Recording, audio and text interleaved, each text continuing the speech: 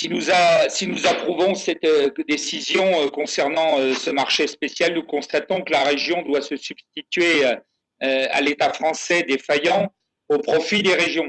Alors ensuite, nous nous interrogeons quand même sur le bien fondé de ces masques fabriqués en Chine. Nous l'avons abordé, M. Colombier l'a abordé, on y revient sans arrêt, mais c'est ça. En effet, sans contester l'urgence imposée par la situation sanitaire et les besoins de nos personnels de santé, sans oublier, je ne vais pas rappeler, sauf que les pompiers me semblent avoir été souvent oubliés, qui sont en contact avec la population.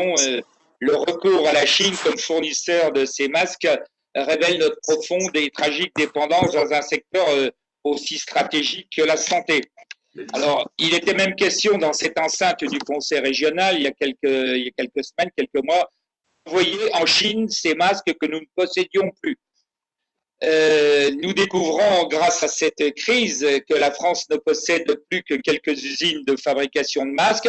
Je vous félicite, nous vous félicitons de l'initiative que vous avez eue pour pallier, pour trouver et faire émerger les nouvelles entreprises, surtout pour les respirateurs, parce que les masques, les blouses et tout ça, c'est bien, mais les respirateurs, c'est fondamental, ainsi que les médicaments. Donc, bravo d'avoir retrouvé ces filières et surtout de les encourager à une production égale.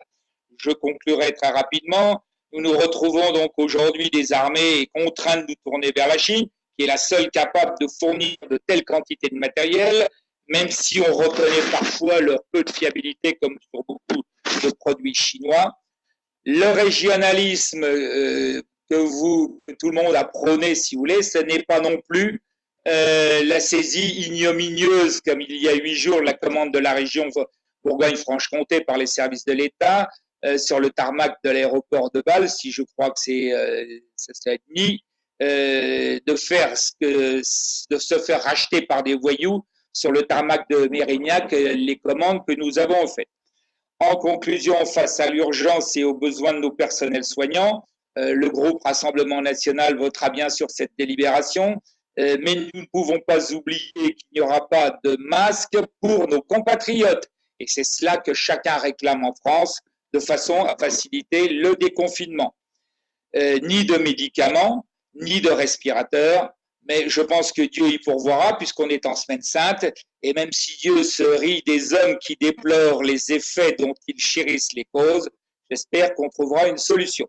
Merci, Monsieur le Président, de tenir compte de nos observations, marquées au coin du bon sens et dans l'urgence de la réflexion républicaine, démocratique et citoyenne.